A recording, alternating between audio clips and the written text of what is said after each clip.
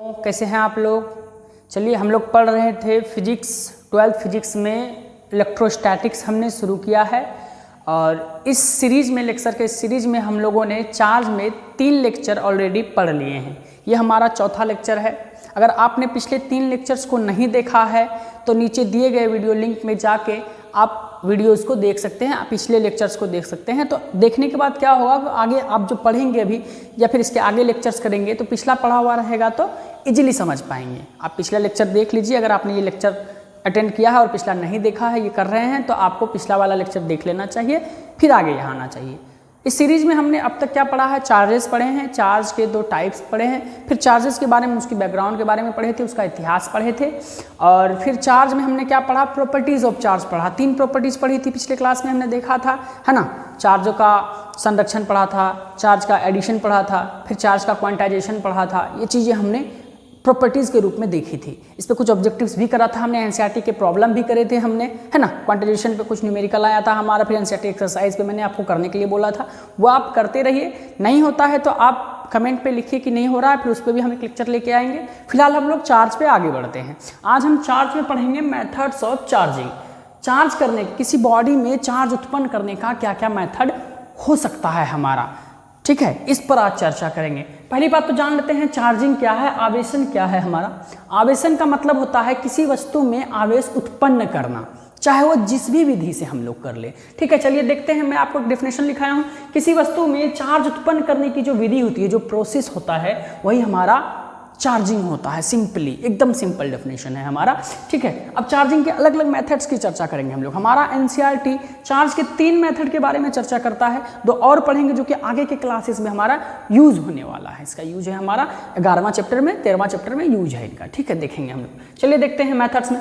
घर्षण, किसी बॉडी में घर्षण करके चार्ज उत्पन्न कर सकते हैं, फ्रिक्शन से चार्ज उत्पन्न कर सकते हैं, ठीक है। चलिए फिर हम चालन देखेंगे, कंडक्शन। कंडक्शन, किसी बॉडी में कंडक्शन के द्वारा चार्ज उत्पन्न कर सकते हैं। क्या है कंडक्शन, इस पर आगे चर्चा करते रहेंगे हम लोग। चलिए एक और देखेंगे हम लोग, इंडक्शन, प्रेरण। इंडक्शन से कैसे चार्ज उत्पन्न होता है किसी बॉडी में, वो देखेंगे। क्या होता है इंडक्शन, इस पर चर्चा करेंगे। और एक होता है तापन, थर्मोनिक इमिशन। एक होता है हमारा विकिरण, फोटो इमिशन। इन पर एक एक करके हम लोग डिटेल से चर्चा करेंगे। इस पर कुछ ऑब्जेक्टिव्स बनेंगे हमारे, उस पर भी चर्चा करेंगे, जो हमारे बोर्ड के लिए बहुत इंपॉर्टेंट होता है। बोर्ड में यहाँ से क्वेश्चन साधारणतः पूछे जाते हैं। चलिए एक एक करके हम लोग डिस्कस करते हैं, ठीक है।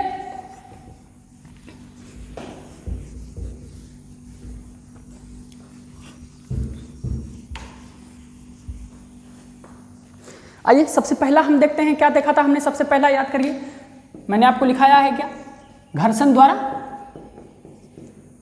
घर्षण द्वारा आवेशन। इंग्लिश में लिखूं तो चार्जिंग वाया फ्रिक्शन। ये हम देखेंगे चार्जिंग वाया फ्रिक्शन क्या होता है हमारा, इस पर चर्चा करेंगे हम लोग। चलिए देखते हैं हम लोग क्या होता है जब दो बॉडीज को आपस में रब करते हैं ना, रगड़ते हैं ना, तो क्या होता है, दोनों बॉडीज चार्ज हो जाते हैं। क्यों चार्ज होता है, इस पर चर्चा करते हैं हम लोग। जब दो बॉडीज को, जैसे कि मैंने लिया, आपको देखिए 2 बॉडीज ली हमने, इनको जब हमने रब किया, तो क्या हुआ, इस बॉडी से चार्ज इस बॉडी में चला गया, या फिर इस बॉडी से इस बॉडी में। मेनली हुआ क्या है, इस पर चर्चा करते हैं। मैं पहले आपको डेफिनेशन लिख दूं, फिर इस पर चर्चा करेंगे। जब 2 वस्तुओं को आपस में रगड़ा जाता है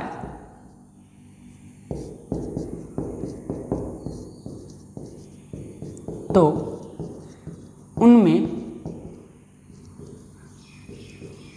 चार्ज उत्पन्न हो जाता है। सिंपली आप ये डेफिनेशन लिख सकते हैं। अभी मान लीजिए मैंने एक बॉडी माना ए, ठीक है, एक बॉडी हमने लिया ए, दूसरा बॉडी क्या लिया बी। अब इन दोनों को जब हमने रब किया तो क्या देखा कि एक बॉडी में पॉजिटिव चार्ज उत्पन्न हो गया, दूसरे बॉडी में नेगेटिव चार्ज, है ना। रगड़ने के पहले, ये रगड़ने के बाद, ठीक है। दोनों बॉडीज में हमने क्या देखा, चार्ज उत्पन्न हो गया। क्यों उत्पन्न हुआ? इसके लिए चार्ज उत्पन्न होने के लिए हमारा जिम्मेदार होता है इलेक्ट्रॉन का transfer, migration of electron. Electron एक बॉडी से निकल के दूसरी बॉडी में चला जाता है। क्या होता है, अभी इस बॉडी में number of electron number of proton बराबर हैं, तो हम जानते हैं कि एक इलेक्ट्रॉन में जितना चार्ज नेगेटिव होता है उतना ही पॉजिटिव चार्ज प्रोटॉन में होता है। तो दोनों चार्जेस मिलके कितने हो गए? 0। याद करिए, मैंने additivity of charge, conservation of charge वहाँ पढ़ाया है, वहाँ देखा आपने। अभी मैं बताऊँ कि इन दोनों में चार्ज, अब इसमें भी 0 इसमें भी 0। हमने जब दोनों को रगड़ने के बाद क्या हुआ? दोनों में चार्ज उत्पन्न हो गया। क्या हुआ? इस बॉडी से इलेक्ट्रॉन निकल के इस बॉडी में चला गया है। जब इस बॉडी से निकल के इलेक्ट्रॉन इस बॉडी में गया, इस बॉडी में पहले number of electron number of proton बराबर थे। अभी इससे इलेक्ट्रॉन निकल के चला गया इस बॉडी में, इलेक्ट्रॉन निकल के इस बॉडी में चला गया, तो इस बॉडी में प्रोटॉन की संख्या अधिक हो गई।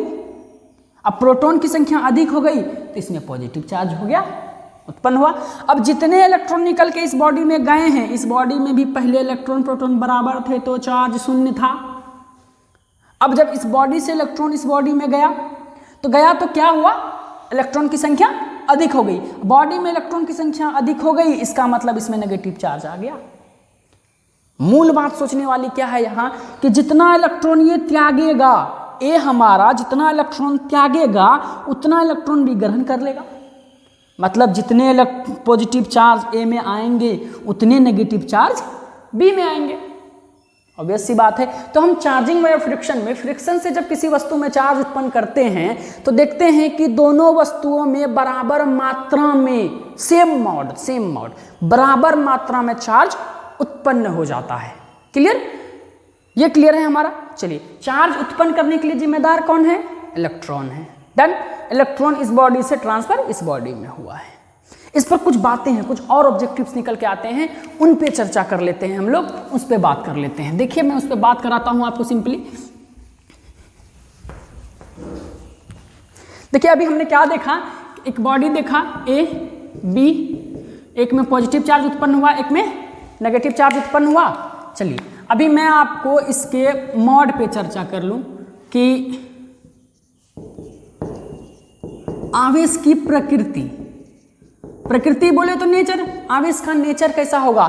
एक बॉडी में पॉजिटिव चार्ज उत्पन्न हुआ है, दूसरे में नेगेटिव चार्ज, दोनों बॉडीज में चार्ज का नेचर कैसा होगा? विपरीत होगा। क्लियर है? चलिए, आवेशों की मात्रा पर बात कर लेते हैं। आवेश की मात्रा कितने परिमाण में, मॉड की बात करेंगे, कितने परिमाण में आवेश उत्पन्न हुआ है? जितना इलेक्ट्रॉन ये त्यागा है उतना ही इलेक्ट्रॉन इसने ग्रहण किया है। कंफर्म है? तो बताइए, दोनों बॉडीज में बराबर चार्ज उत्पन्न नहीं होगा? कंफर्म। चलिए आगे बढ़ते हैं। द्रव्यमान पर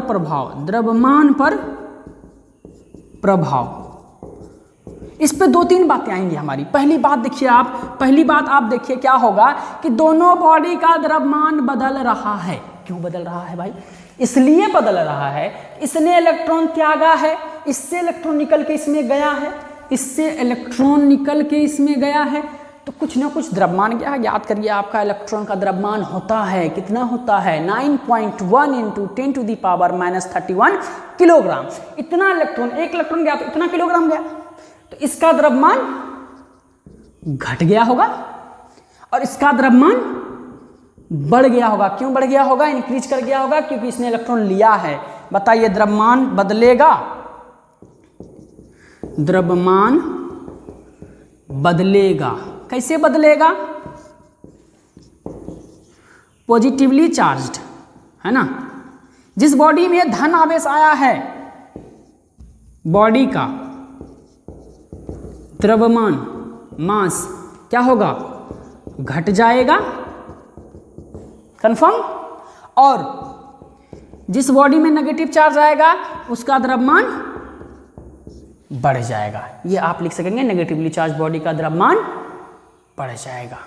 लेकिन बात आती है, लेकिन ओवरऑल द्रव्यमान जितना इससे निकल के गया उतना इसमें आया, ओवरऑल टोटल द्रव्यमान कितना हो गया? याद करिए, आपको मैंने 10 रुपए दिए, आप क्या करेंगे? उसका खुला कराइए, 5 के 2 सिक्के, लेकिन ओवरऑल अभी कितने पैसे हैं आपके पास? 10 रुपये। अभी क्या है ना, जितना इलेक्ट्रॉन त्यागा उतना ग्रहण किया, टोटल द्रव्यमान कितना है अभी? कुल द्रव्यमान बदला है क्या? नहीं बदला है, नहीं बदलेगा, आपस में सिर्फ इंटरचेंज किया है। क्लियर है? मैं इसका एक और बात जो कि हमने बताया कि इलेक्ट्रॉन का ट्रांसफर ए से बी में हुआ, आखिर ए से ही बी में क्यों हुआ? इलेक्ट्रॉन का ट्रांसफर ए से बी में क्यों हुआ, बी से ए में क्यों नहीं हुआ? आखिर दोनों के पास, इसके पास भी बराबर नंबर ऑफ इलेक्ट्रॉन प्रोटॉन, बराबर नंबर ऑफ इलेक्ट्रॉन प्रोटॉन, फिर ए से बी में ही ट्रांसफर क्यों हुआ? इस बात की चर्चा कर लेते हैं हम लोग। चलिए आगे बढ़ते हैं।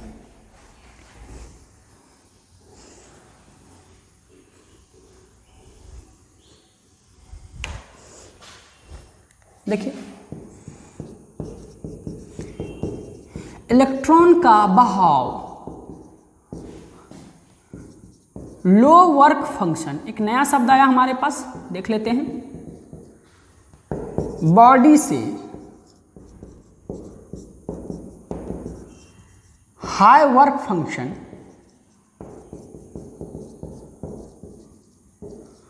बॉडी की ओर होता है। एक बात समझते हैं, यहाँ पे हमने क्या देखा है, एक बात आया हमारे पास लो वर्क फंक्शन, देखिए एक बात आया हमारे पास हाई वर्क फंक्शन आया है। ये वर्क फंक्शन क्या है? ये वर्क फंक्शन क्या है हमारा? वर्क फंक्शन कुछ नहीं है, एनर्जी है। याद करिए केमिस्ट्री आपने एंथैल्पी पढ़ा होगा, वो मिनिमम अमाउंट ऑफ एनर्जी जिसको लेके इलेक्ट्रॉन निकलता है बॉडी से। सिंपली वो न्यूनतम ऊर्जा जिसको प्राप्त करके इलेक्ट्रॉन बॉडी को छोड़ देता है, वो हमारा क्या कहलाता है? वर्क फंक्शन कहलाता है। अभी देखिए ए से बी में इलेक्ट्रॉन गए हैं तो ए का वर्क फंक्शन कम रहा होगा, बी का ज्यादा।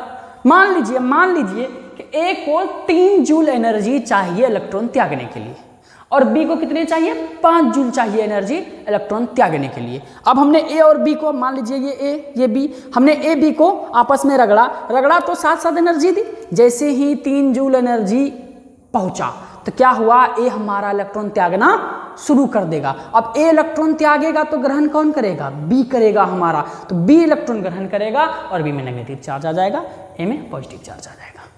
ये चीजें हम लोग आगे करते रहेंगे, लेकिन आपको मूल बात क्या पता चली? आवेशन के लिए जिम्मेदार कौन? इलेक्ट्रॉन जिस बॉडी को त्यागेगा उसमें पॉजिटिव चार्ज आएगा, इलेक्ट्रॉन जिस बॉडी में जाएगा उसमें नेगेटिव चार्ज आएगा। जिस बॉडी में पॉजिटिव चार्ज आएगा उसका द्रव्यमान घट जाएगा क्योंकि इलेक्ट्रॉन का त्याग किया है इसने। अभी जिस बॉडी में इलेक्ट्रॉन जाएगा उसका द्रव्यमान बढ़ जाएगा, इलेक्ट्रॉन उन्होंने ग्रहण किया है। ये हमने कुछ बातें पढ़ी घर्षण द्वारा आवेशन पे, आप इसको लिख लीजिए। फिर हम लोग आगे दूसरा की चर्चा करते हैं। दूसरा हमारा क्या था देखेंगे हम लोग अभी।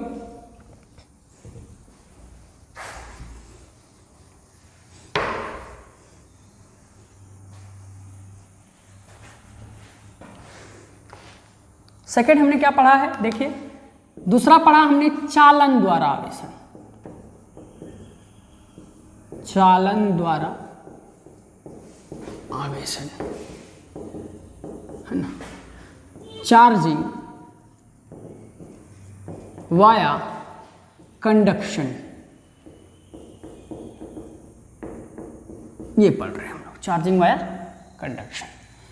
कंडक्शन का मतलब होता है बहाव, बहना, लेकिन इसको एक चैनल की जरूरत पड़ती है, एक माध्यम का जरूरत पड़ता है। जैसे कि मैं आपको बताऊं, 2 लोहे का रॉड लिया हमने, एक को हीट कर दिया, इसको पूरा लाल तप्त बना दिया है ना, रेड हॉट कर दिया, पूरा एकदम गर्म। अब दूसरे रॉड को हमने ले लिया ठंडा, क्या किया? एक ठंडे रॉड को गर्म रॉड के साथ टच करा दिया टच। जैसे ही टच कराया हमने तो क्या देखा कि गर्म रॉड से धीरे धीरे हीट ट्रांसफर होकर ठंडे रॉड में आ गया। तो क्या बोलेंगे यहाँ पे? हीट ट्रांसफर हो रहा है, लेकिन ट्रांसफर दूर दूर से नहीं हो रहा, टच करा रहा है हम। अभी क्या करेंगे? एक चार्ज्ड बॉडी को अनचार्ज्ड बॉडी से टच कराएंगे। जैसे ही टच कराया तो चार्ज्ड बॉडी से अनचार्ज बॉडी में चार्ज का ट्रांसफर हो गया।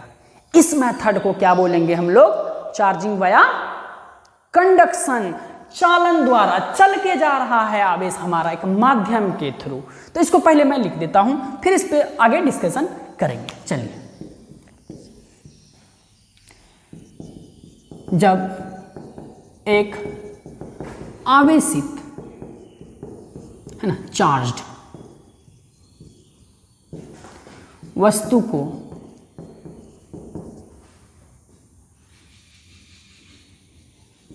अनावेशित अनचार्ज्ड बोलते हैं इसको, है ना, वस्तु से सटाते हैं, टच लिख सकते हैं, टच कराते हैं ना, टच कराते हैं, सटाते हैं, तो अनावेशित वस्तु में चार्ज उत्पन्न हो जाता है, क्लियर है? ये मेथड क्या कहलाता है? चालन द्वारा आवेशन कहलाता है। अभी इसमें बहुत सारी बातें पता चलेंगी, मैं आपको स्टेप वाइज समझाने का प्रयास करता हूं। देखिए मैं आपको फर्स्ट स्टेप में लिखता हूं। मान लिया कि दो वस्तुएं हैं हमारे पास, वस्तु ए जिसके पास कुछ ना कुछ पॉजिटिव चार्ज है, ठीक है। चलिए अभी एक अनचार्ज्ड बॉडी लेते हैं, अनावेशित वस्तु लेते हैं, बी हमने माना इसके पास कोई चार्ज नहीं है, ये हमारा क्या है? अनावेशित है, ठीक है, अनचार्ज्ड बॉडी है, ये हमारा आवेशित है, चार्ज्ड है, क्लियर है। चलिए हमने क्या किया सेकेंड स्टेप में, स्टेप 2 मान लिया आप। सेकेंड स्टेप में हमने क्या किया? इस बॉडी को, बॉडी ए को बॉडी बी से टच करा दिया, या तो ऐसे टच करा सकते हैं या फिर आप वायर लगा दीजिए, कोई दिक्कत नहीं है, ठीक है। तो क्या होगा? यहां से पॉजिटिव चार्ज ट्रांसफर होके बॉडी ए से बॉडी बी में आ जाएगा। तो स्टेप 3 में हम क्या करेंगे? इनको अलग कर लेंगे। अलग करेंगे तो क्या देखेंगे?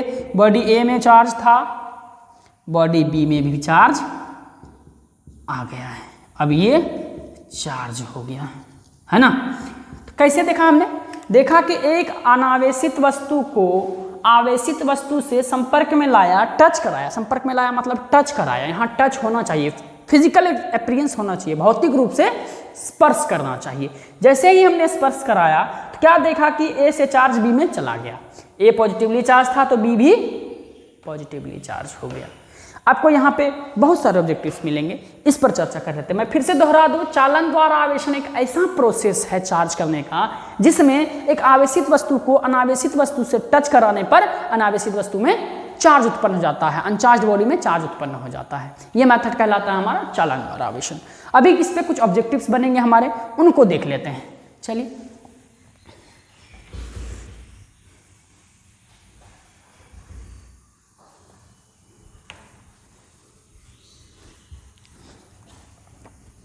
देखते हैं हम लोग एक एक करके ऑब्जेक्टिव। अच्छा,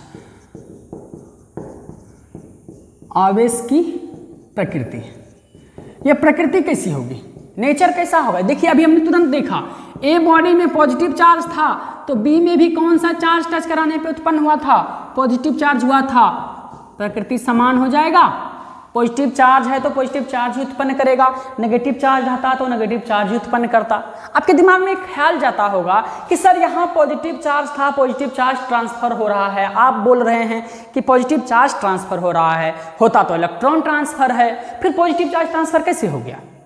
इलेक्ट्रॉन ट्रांसफर होता है, इलेक्ट्रॉन में नेगेटिव चार्ज है, इसमें नेगेटिव चार्ज आना चाहिए, पॉजिटिव क्यों आया? गौर करने वाली बात है कि जब इस बॉडी में पॉजिटिव चार्ज था, इसमें इलेक्ट्रॉन और प्रोटॉन की संख्या बराबर नहीं थी, प्रोटॉन अधिक था, इलेक्ट्रॉन कम था। क्लियर? इस बॉडी में जब चार्ज नहीं था, इस बॉडी में चार्ज नहीं था तो इलेक्ट्रॉन और प्रोटॉन बराबर थे। क्लियर? ठीक है, चलिए देखिए, इलेक्ट्रॉन और प्रोटॉन बराबर थे। जैसे ही इनको हमने इससे टच कराया तो इस पे प्रोटॉन की संख्या अधिक है, इलेक्ट्रॉन की संख्या कम है, इलेक्ट्रॉन की वैकेंसी है, खाली स्थान है, तो यहां से इलेक्ट्रॉन ट्रांसफर होके यहां आके खाली स्थान को भरने का प्रयास करेगा। जैसे ही यहां से इलेक्ट्रॉन ट्रांसफर हुआ, इलेक्ट्रॉन गया, पॉजिटिव चार्ज उत्पन्न हो गया। अब कितना पॉजिटिव चार्ज इसमें उत्पन्न होगा यह डिपेंड करता है इसकी कैपेसिटी पर। जब दो बराबर ताकत के लोग लड़ेंगे तो बराबर हिस्सेदारी होगी, कम ज्यादा ताकतवर के लोग लड़ेंगे हिस्सेदारी भी कम ज्यादा होगी। तो डिपेंड करता है इसकी लेने की कैपेसिटी, इसकी देने की कैपेसिटी। क्लियर है? चलिए अभी हम बात करेंगे थोड़ा सा आवेश का परिमाण या मात्रा, है ना। मॉड कितना होगा हमारा, मॉड देखिए कितना होगा इसका, वस्तु की क्षमता के अनुसार, वस्तु की क्षमता के अनुसार, ठीक है। चलिए अभी मैं आपको बता दूं कि वस्तु की क्षमता के अनुसार बात है तो एक ऑब्जेक्टिव यहां लेते हैं कि दो आइडेंटिकल बॉडीज, आइडेंटिकल बॉडी का मतलब होता है एक समान रंग रूप, जुड़वा कह लीजिए, बॉडीज में चार्ज इक्वली बराबर रूप से, इक्वली डिवाइड होते हैं, डिवाइड होते हैं बराबर रूप से। जैसे कि मैं बोलूं कि दो बॉडी है ए और बी आइडेंटिकल है, ए के पास 4 कूलम चार्ज था तो दोनों में बंटवारा जब होगा टच कराने के बाद ए के पास 2 कूलम बचेगा और बी के पास भी कितना आएगा, 2 कूलम आएगा। इस तरह से बात कर पाएंगे हम लोग, ठीक है। इस तरह से हमारा काम बनता रहेगा। चलिए मैं आपको इस पे और ज़्यादा कुछ नहीं कराऊंगा, लेकिन आप याद रखिए जो घर्षण द्वारा आवेशन था वो साधारण रूप से इंसुलेटर्स के लिए यूज होता है। जो चालन द्वारा आवेशन है ये सिर्फ और सिर्फ कंडक्टर के लिए यूज होता है। कंडक्टर में ही चालन हो सकता है, इंसुलेटर में चालन नहीं हो सकता है। क्लियर है। चलिए इस पे हम लोग आगे बात करते हैं। एक और रह गया हमारा कौन सा, इंडक्शन। बिल्कुल इंडक्शन हमारा रह गया। चलिए इंडक्शन पे बात कर लेते हैं, प्रेरण द्वारा आवेशन पे बात कर लेते हैं हम लोग। तीसरा हमारा कौन सा है, प्रेरण द्वारा आवेशन है। प्रेरण द्वारा आवेशन मैं आपको कर दूं यहां पे,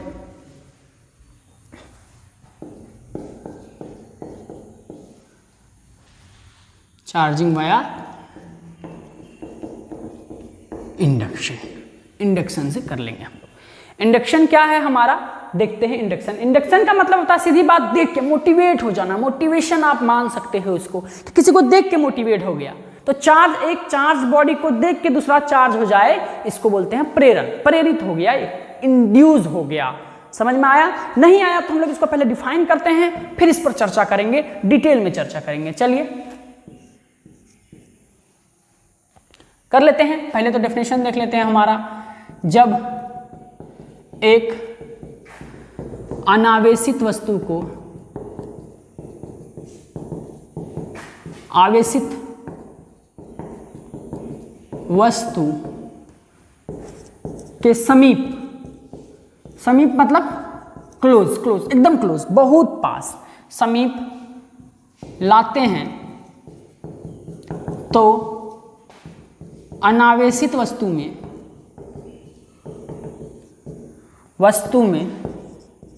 चार्ज उत्पन्न हो जाता है, चार्ज उत्पन्न हो जाता है। क्लियर है, क्या होता है, अनावेशित वस्तु में चार्ज उत्पन्न हो जाता है। इस विधि को क्या बोलेंगे, प्रेरण द्वारा आवेशन। इसको मैं आपको स्टेप वाइज समझाने का प्रयास करता हूं, स्टेप वाइज समझेंगे इसको हम। चलिए स्टेप 1 में देख लेते हैं। क्या करते हैं, एक हम लोग चार्ज बॉडी लाते हैं, ठीक है। मान लो इसमें कुछ चार्ज है हमारा ए। जो चार्ज हमने किसी बॉडी में चार्ज इंड्यूस कराने के लिए लाया है, इसको प्रेरक आवेश बोलेंगे, इंड्यूसिंग चार्ज बोलेंगे। क्या बोलेंगे,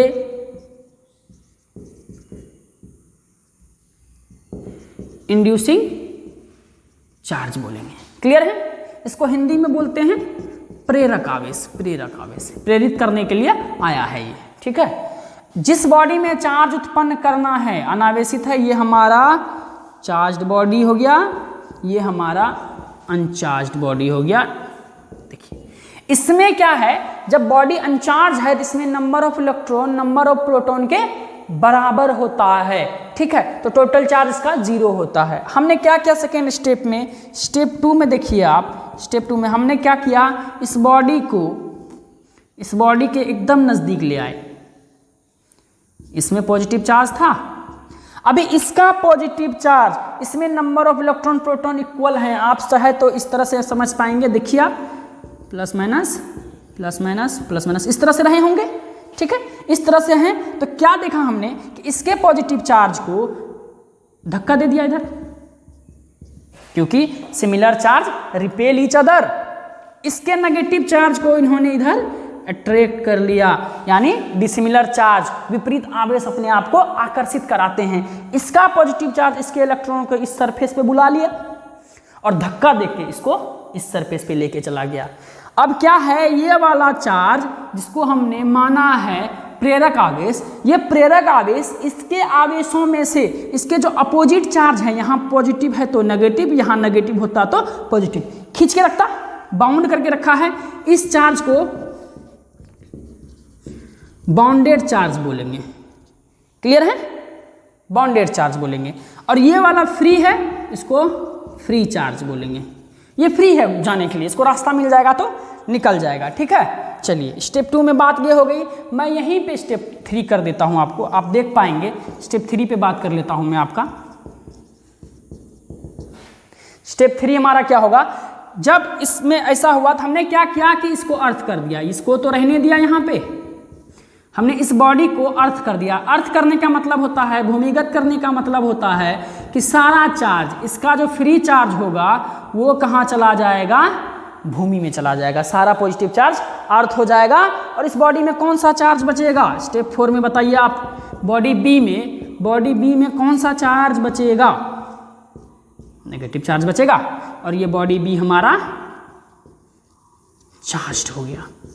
इस तरह से देखिए आपने क्या किया, इस बॉडी को सिर्फ लाए हैं। इस बॉडी में ना तो हमने इसको टच कराया है, ना तो रगड़ा है, बस देख के चार्ज उत्पन्न हो गया है। ये देख के चार्ज उत्पन्न होने की जो विधि है ना, इसको हम लोग क्या बोलते हैं, प्रेरण द्वारा आवेशन, चार्जिंग वाया इंडक्शन। सिंपली आपको क्वेश्चन क्या पूछा जाएगा, इंडक्शन क्या है, इंडक्शन क्या है। ठीक है, इंडक्शन पे बात करते हैं हम लोग। फिर से दोबारा देख लेते हैं। हमने एक चार्ज बॉडी लाया, अनचार्ज बॉडी को इसके क्लोज लाए, यहाँ नेगेटिव चार्ज पेयर हो गया इस सरफेस पे पॉजिटिव चार्ज पेयर हो गया। फिर क्या देखा हमने, इसको अर्थ कर दिया। अर्थ करने के बाद सारा पॉजिटिव चार्ज जमीन में जाकर न्यूट्रलाइज हो गया और हमारे पास नेगेटिव चार्ज उत्पन्न हो गया।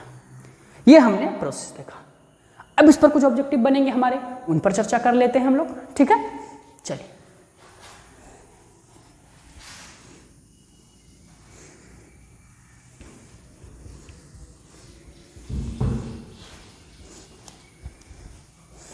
ये समझाने के पहले मैं एक फिगर बना लूँ आपको। देखिए, ये हमने प्रेरक लाया था, ये प्रेरक है, ये प्रेरित होके बी में हमारा क्या उत्पन्न हो गया, अर्थ करने के बाद, है ना, अर्थ करने के बाद क्या उत्पन्न हो गया।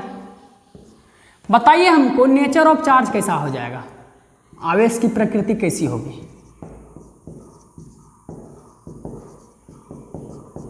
नेचर कैसा हो जाएगा चार्ज का, positive charge body uncharged body में नेगेटिव चार्ज उत्पन्न करता है। यहाँ नेगेटिव चार्ज लेते प्रेरक को तो यहाँ पॉजिटिव चार्ज उत्पन्न करता है, बिल्कुल उसी प्रोसेस से। तो अपोजिट नेचर का चार्ज उत्पन्न किया है। नेचर की जो चार्ज उत्पन्न हुआ है वो विपरीत प्रकृति का हुआ है, अपोजिट नेचर का हुआ है। चलिए मोड ऑफ चार्ज पे बात कर लेते हैं, है ना। आवेश की मात्रा या आवेश का परिमाण बोलते हैं इसको, है ना। मॉड पे बात कर लेते हैं। मॉड कितना होगा चार्ज का। इसमें देखिए 4 अगर चार्ज है, मान लीजिए 4 चार्ज है, तो यहाँ के 4 ही इलेक्ट्रॉन को खींच पाएगा ये। 5 के लिए तो 5 हाथ चाहिए आपको।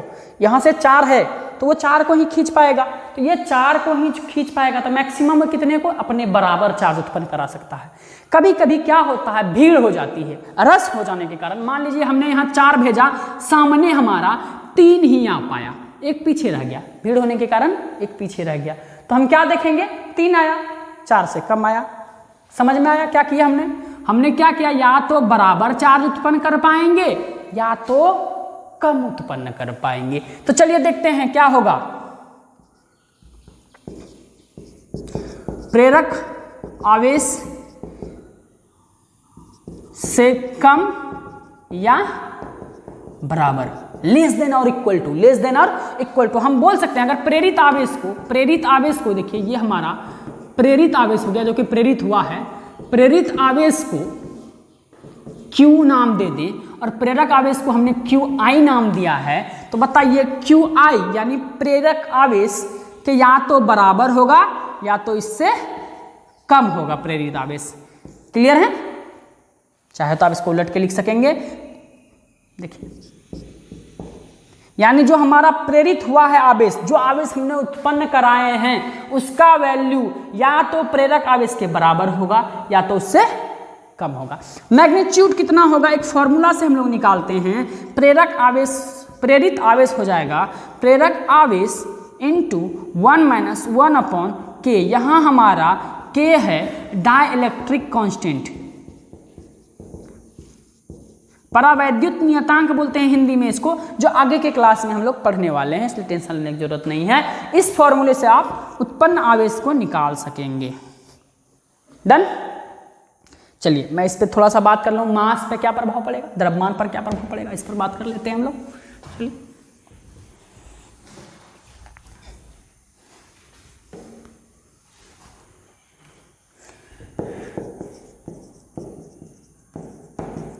द्रव्यमान पर प्रभाव,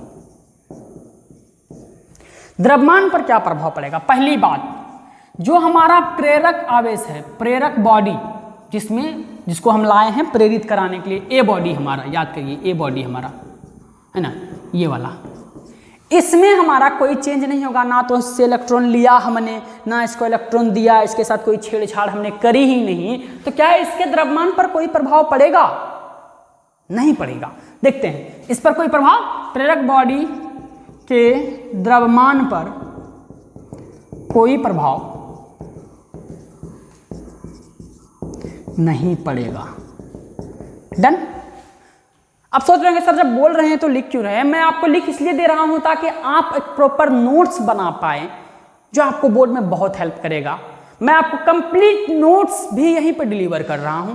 इससे क्या होगा कि आप साथ साथ नोट्स लिखेंगे, एक प्रॉपर नोट्स बनेगा आपको, तो आपको हेल्प मिलेगा एग्जाम टाइम में और हर बात को कर पाएंगे। आपको बोर्ड में यहाँ से डायरेक्ट क्वेश्चंस पूछे जाते हैं, इजीली आप समझ पाएंगे। चलिए हम लोग आते हैं, देखते हैं द्रव्यमान पर, प्रेरक बॉडी के द्रव्यमान पर कोई प्रभाव नहीं पड़ता है।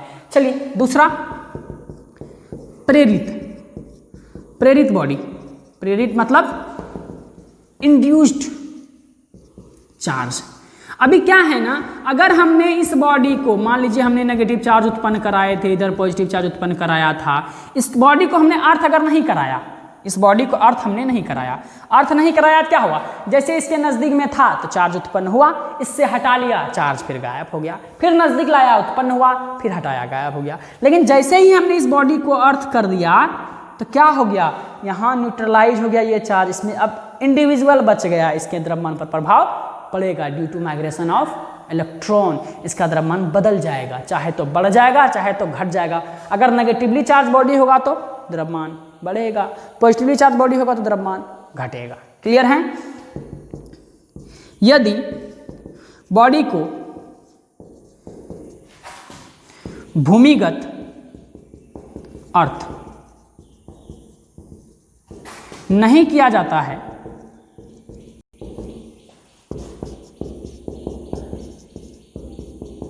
तो द्रव्यमान पर कोई प्रभाव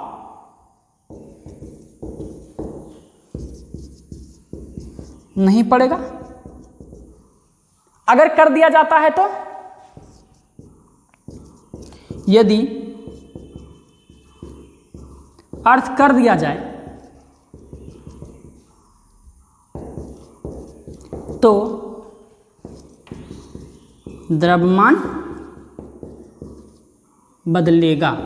मैं बदलेगा इसलिए लिख रहा हूं, घटेगा बढ़ेगा इसलिए नहीं लिख रहा, क्योंकि बदलने का क्रम कैसा होगा। अगर बॉडी में नेगेटिव चार्ज उत्पन्न हुआ है तो द्रव्यमान बढ़ेगा, पॉजिटिव चार्ज उत्पन्न हुआ है तो द्रव्यमान घटेगा। ये बेसिक कंसेप्ट है, इसको याद रखिए आप। कोई दिक्कत इसमें नहीं होनी चाहिए मेरे हिसाब से। अगर होता है तो आप कमेंट में लिखिए कहाँ क्या प्रॉब्लम हुआ है, इस पर हम लोग बात कर लेंगे। ठीक है। चलिए आज हमने इन तीनों को देखा है, और दो अभी हमने एक और लिखा था, एक लिखा था तापन, याद करिए, उसको भी थोड़ा सा देख लेते हैं, 2 मिनट देख लेते हैं।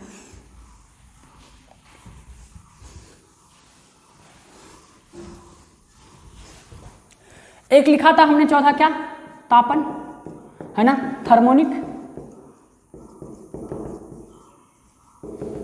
इमिशन। दूसरा लिखा था हमने फोटो इमिशन,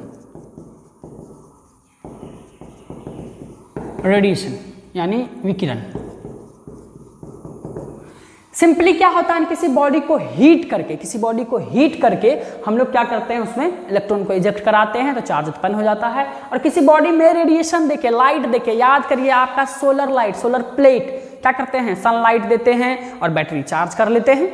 तो ये फोटो इमेजन इस तरह का देखेंगे। ये सारे हम लोग यहाँ आइंस्टाइंस का फोटो इलेक्ट्रिक इफेक्ट वहाँ देखेंगे इसको। ये हम लोग डेविसन एंड जर्मर एक्सपेरिमेंट पढ़ते हैं 11th चैप्टर में, वहाँ देखते हैं हम लोग, इनका वहाँ पे यूज है हमारा।